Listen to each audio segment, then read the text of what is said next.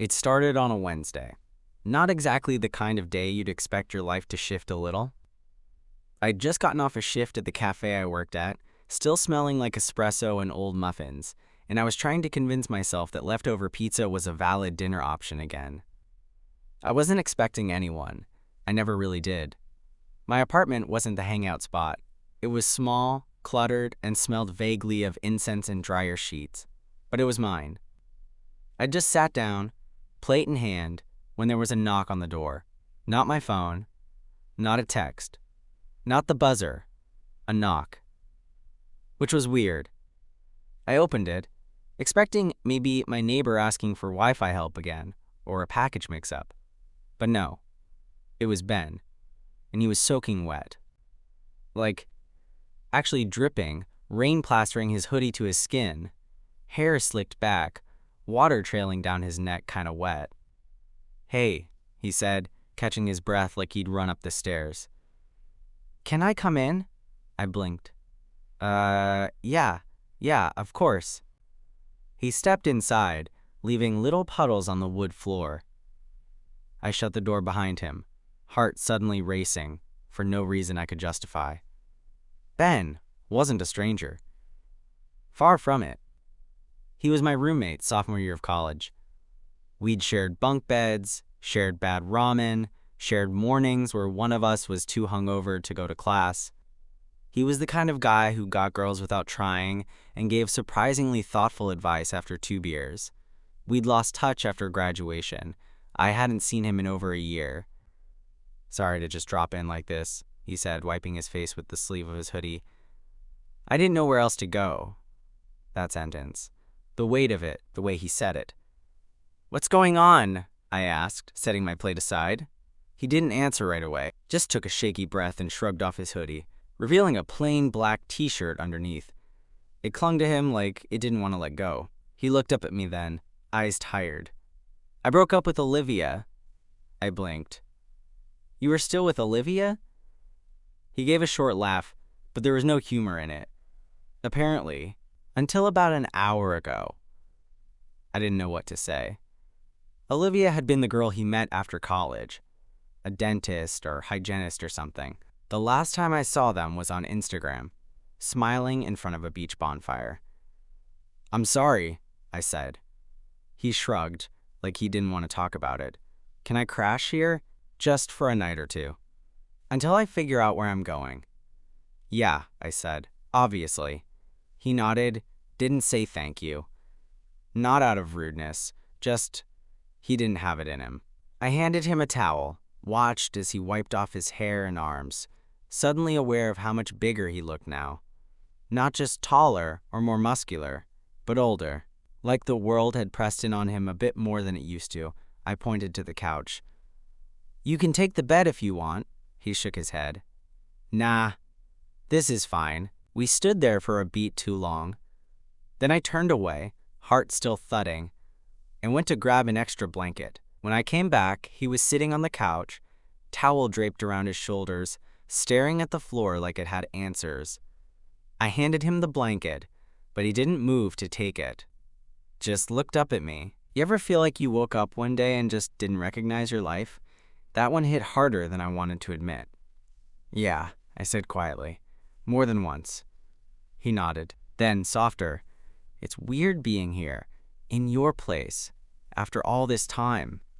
"Yeah." He looked at me. Really looked. And then he said, "You ever think about back then? Our apartment?" I laughed. "You mean the one with the broken heater and the raccoon that kept trying to get in through the kitchen window?" He smiled, but there was something else behind it. "No," he said. "I mean us, you and me, that year." I swallowed hard. "What about it?" He looked down at his hands, rubbing them together slowly. "I think I missed something." The air between us felt heavy all of a sudden. "Missed what?" He looked up again, eyes searching mine. "You." He said it so simply. "You." Like it wasn't a bomb, like it wasn't going to sit in the middle of the room with us all night. I stood there, holding the blanket like an idiot, not sure what to say. Ben just kept looking at me. like he was trying to read a book he'd once skimmed and was only now realizing he wanted to understand. "I used to think about saying something," he said, quieter now, "back in school, but I didn't want to screw it up." I sat down across from him, feeling my throat tighten. "Ben, I know," he cut in. "Bad timing. You don't have to say anything." "That's not it," I said. "It's just, that's a lot to drop after a year of silence." He nodded. "I know. I get it. It's just—" He trailed off, then ran a hand through his hair. I got into this habit, this way of living where I didn't really look at what I wanted, just what I thought made sense. Olivia made sense. A steady job made sense. That whole life, it looked right, from the outside. And now? He let out a breath. "Now I'm sitting on your couch soaked through, and wondering if maybe I was just running from something real." We sat in silence for a second. Then I said, "You think I would have said yes?" He looked up. "Back then," I added, "if you'd said something?" He didn't answer right away. I leaned back on the couch, hands folded in my lap. "I probably would have laughed." He winced a little, and I held up a hand. "Not because of you," I said quickly. "Because I would have thought you were joking. You, of all people, you were always straight." "Yeah," he said. "That's what I told myself too." That made me pause. "I'm not saying I have it all figured out," he added. "I still don't know what it means, but I do know I never looked at anyone the way I looked at you back then." I swallowed hard. My chest felt tight again, like it couldn't hold everything pressing into it. "I had a thing for you," I admitted. He blinked. "Back in college," I said. "I used to time my showers so I'd run into you in the hallway. I used to pretend to be asleep when you came in late, just to listen to you talk on the phone. Ben stared at me like I just confessed to robbing a bank. I stopped, shaking my head. "You know what? Never mind." "No," he said. "Say it." I looked him dead in the eye. "I used to wonder what it'd be like to kiss you when you were half asleep or pissed off about something dumb. I'd think about it way more than I should have." He was quiet for a long time. Then, "Why didn't you say anything?" "Because you had girls over every other weekend," I said. "Because you dated that one girl for 6 months and hung her Polaroids on the fridge. Because you were safe to crush on, Ben. Nothing was ever going to happen, and that made it easier." He nodded slowly. Then, "But now something could." I let that hang there. He shifted on the couch, leaning forward slightly, elbows on his knees. "I'm not asking for anything," he said. "I'm not expecting this to go anywhere. I wanted you to know." "Why now?" He laughed, dry. "Because I walked away from everything that made me feel like a stranger to myself. And when it all crumbled, I thought about you." I couldn't tell if that was romantic or terrifying, or both. "So what are you asking?" I said finally. He looked at me, eyes steady. "Just to stay tonight. Maybe talk more in the morning. No expectations." I nodded. "Okay." He stood up. I stood too. "I'll grab you a t-shirt," I said. I handed him one from my drawer. He changed in the hallway while I got the couch set up. When I came back, he was sitting there in the shirt, one I didn't even know I still had. It looked different on him. Softer. "Thanks," he said, looking up at me. "You good?" He nodded.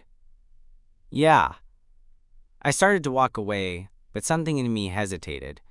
Then he said, "Hey." I turned. "Do you ever still think about it?" he asked. What it would have been like. I didn't answer. I didn't have to. I didn't sleep well. It wasn't just the couch. Or the thunder outside. Or the creaky radiator that always clicked like it was trying to communicate something urgent. It was knowing he was in the next room. Knowing Ben was lying there in my bed, probably staring at the ceiling, thinking God knows what. At around 2 a.m., I heard him get up. The floorboards creaked lightly as he walked down the hallway. I kept still, pretending to be asleep. Then I heard the sound of the fridge opening, the gentle clink of a glass. Water, probably. Then footsteps again, except they stopped right by the couch.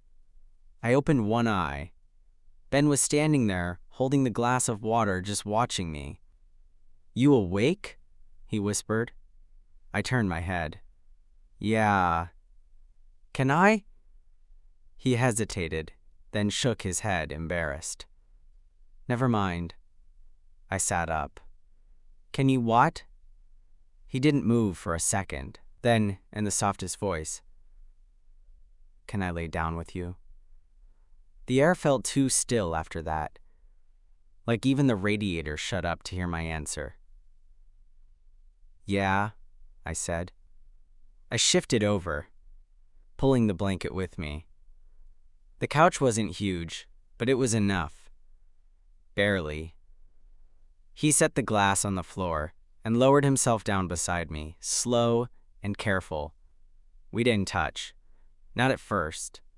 I stared at the ceiling. I could feel the heat coming off him. I could smell his skin, faint cologne, rain, and something I couldn't place but had always associated with him. "This is weird, right?" he whispered. "A little. But not bad weird." I turned slightly, and we were face to face now, his nose inches from mine in the dark. "No," I said. "Not bad." He exhaled. His breath warmed my cheek. We laid there, quiet again, so close, and then, slowly, almost by accident, his fingers brushed my wrist. I didn't pull away. I didn't speak. He didn't either. His hand moved again, finding mine under the blanket. Our fingers didn't intertwine, not yet, just rested side by side. The contact was featherlight, but my pulse spiked like I'd been hit. After a long pause, he whispered, "I used to watch you sleep. That surprised me. When?" "College. Some nights. When I couldn't sleep. You'd be out cold on the bottom bunk, breathing all soft. You looked peaceful." I didn't know what to say to that. Part of me wanted to joke, to lighten the mood. But the way he said it, it wasn't a punchline. "I never knew," I said. "I didn't want you to." More silence. He shifted slightly closer, his leg brushing mine now. "I used to think I wasn't allowed to feel the way I did," he said. "That it was just something I had to bury. And now? I don't want to bury it anymore." That sentence landed hard, like something heavy being placed gently into my chest. He turned his head fully, forehead now resting against mine. "If you want me to stop," he said, voice barely audible, "just say so." I didn't say a word. Instead, I let our fingers finally curl together. He let out a breath, one I didn't realize he'd been holding. We didn't kiss. Not yet. But his forehead stayed against mine, and we laid there, tethered by breath and skin, and the years of silence we were finally breaking. When I woke up, he was still there, still holding my hand, still breathing softly beside me like this was the most normal thing in the world. And somehow it was. When I woke up again, the sun was brighter. Not aggressive, not in-your-face kind of bright, but soft, filtered through the sheer curtain I never bothered replacing. It fell across Ben's face in stripes, catching the edge of his cheekbone, his eyelashes, the corner of his mouth. I didn't move. He was still asleep. Or maybe pretending to be. His hand was still loosely curled around mine. His breathing was deep, steady. And the space between us, what little of it there was, felt warm in a way that had nothing to do with the blanket. It hit me all at once. This wasn't the kind of moment you get often. I didn't want to break it. But he did. Not with a jolt or a panic. Just a slow shift of his fingers, a small stretch, a groggy blink before he realized where he was and who he was with. His eyes met mine, and he didn't pull back. He just looked at me and said, "Hey." His voice was low, rough with sleep. His breath smelled like my toothpaste. "Hey," I whispered back. Neither of us moved. Eventually, he shifted onto his back and stared at the ceiling. His hand was still in mine, but he didn't squeeze it this time. Just held it like it was keeping him anchored. "I didn't mean to stay all night," he said. "You think I'm mad?" "No," he said, turning his head toward me. "I just don't know what happens next." I nodded, eyes still on the ceiling. "Me neither." We laid like that for a while. Then he asked, "Do you regret last night?" The question made my stomach twist, not because I did, but because I knew he was scared I did. "No," I said. "Do you?" He shook his head immediately. "No, I just don't want you to think I was confused or looking for a soft place to land. That's not how it felt." He finally sat up, rubbing a hand down his face. The hem of the t-shirt I gave him rode up slightly, revealing a sliver of skin along his hip. I had to look away. "I need coffee," he said. "You still do that weird hazelnut blend?" I smiled. "In the cabinet above the microwave." He padded off to the kitchen. I stayed on the couch, pulling the blanket up over my chest, heart still thudding a little too fast. The normal morning sounds filled the apartment. Water boiling, cabinets opening, spoons clinking. It felt strange how ordinary it was, considering the weight of what hung in the air between us. When I finally joined him, he was standing barefoot at the stove, back to me, one hand resting on the counter. He turned slightly when he heard me. "I made enough for both of us," he said. "Thanks."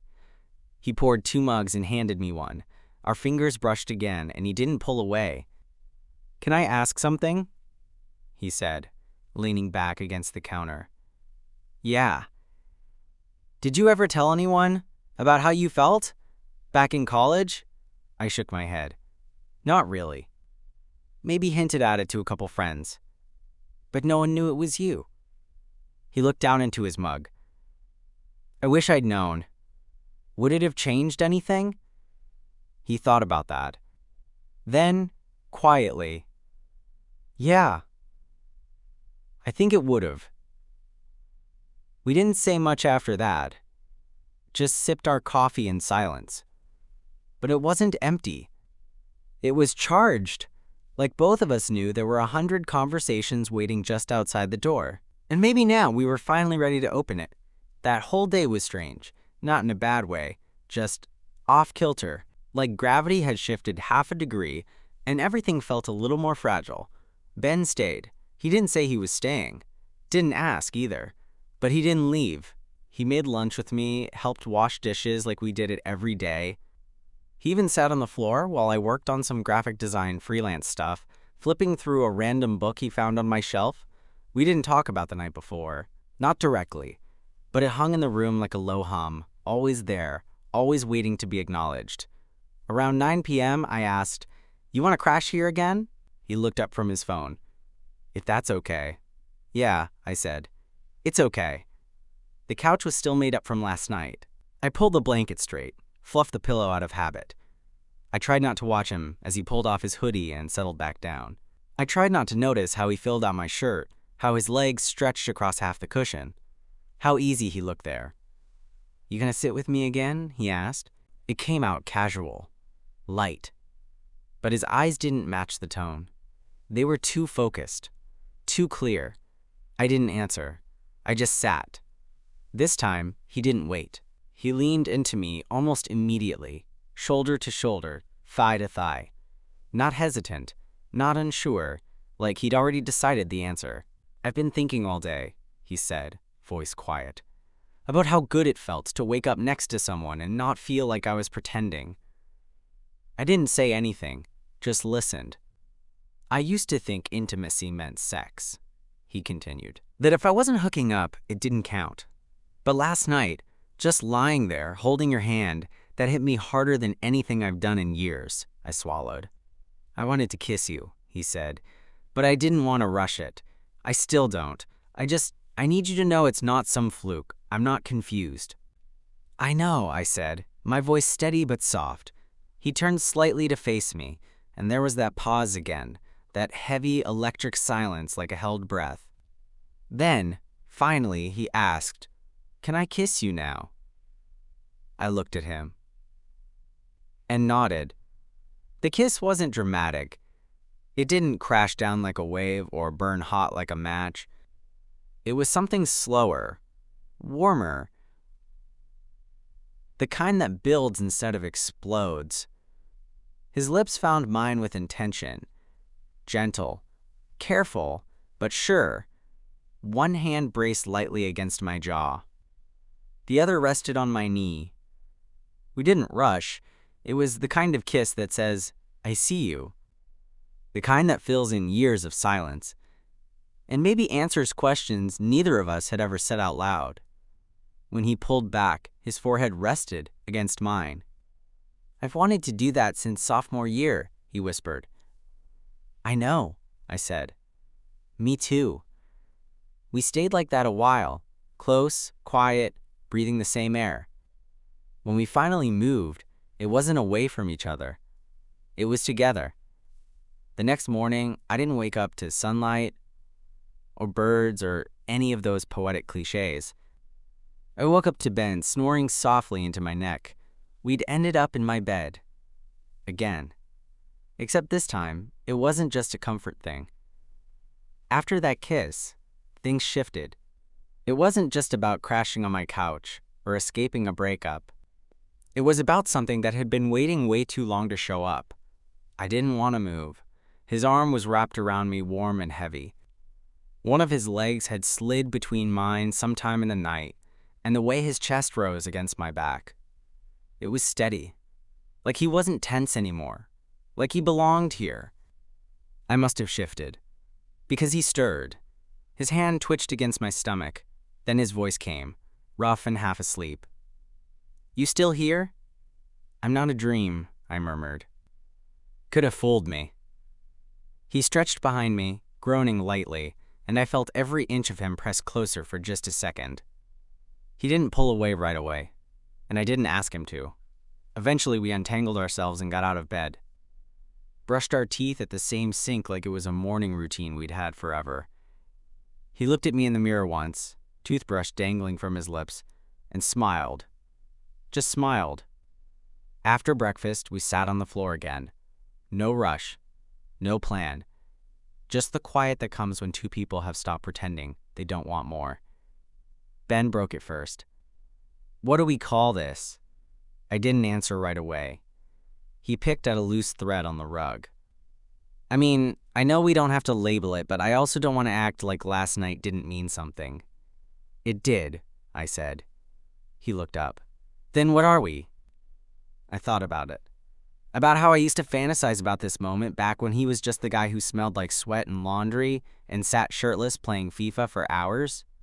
About how many times I imagined kissing him, touching him, waking up next to him, and how none of those versions came close to this. "We're figuring it out," I said. He nodded slowly.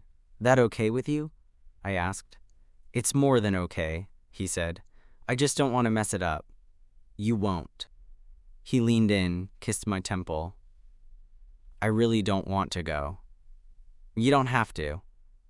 That answer seemed to settle something in him. Later that afternoon, he showered and came out in his same old jeans and a fresh t-shirt, mine again. It was a little loose on him, but he didn't care. "You mind if I keep this one?" he asked. "You planning on staying another night?" He looked at me, then smiled. "Yeah," he said, "I think I am." Ben didn't leave the next day, or the day after. At first it was casual. He'd crash on the couch or crawl into bed with me if it got late. He'd leave for a few hours to go job hunt or take a walk, then come back like it was the most natural thing in the world. And slowly, without either of us saying it, my place started feeling like ours. His charger was permanently plugged in next to my nightstand. His socks ended up in my laundry. He started making breakfast like it was just part of his morning rhythm. And me? I stopped checking if it was okay. We never said boyfriends. Not out loud. Not right away. But we weren't hiding either. One night, maybe a week or so later, we were watching something on the couch, some dumb reality show he claimed to hate but secretly liked, and I caught him looking at me. I turned. What? He didn't look away. You're different now. How? You seem lighter. I raised an eyebrow. You calling me fat? He laughed, leaned in, pressed a kiss to my cheek. I'm saying you don't carry things the same way you used to. I sat with that for a second, then asked, you ever think about what would have happened if we'd done this back then? All the time, he said, but we weren't ready. No? He shook his head. I think if we'd hooked up in college, we would have fallen apart after. Neither of us knew how to handle feelings back then. Still don't, really. Yeah, but now we can admit that, he said, smirking. Growth, I laughed, leaned into his side. He wrapped an arm around me, easy, natural, like it had always belonged there. And I realized I wasn't waiting anymore. Not for him to back out. Not for the moment to sour. I wasn't bracing for disappointment like I used to. He was here, he wasn't running. And maybe we didn't have the neatest start or the cleanest timeline, but what we had felt real. It felt earned. Later that night, he fell asleep first. He always did. I lay there for a while, listening to his breathing, the familiar click of the radiator, the city sounds outside my window. And I thought about that first night he showed up, soaking wet, wrecked, needing a place to land. I had no idea it'd turn into this, but I was glad it did. Because this thing between us, whatever we wanted to call it, it wasn't perfect, but it was ours.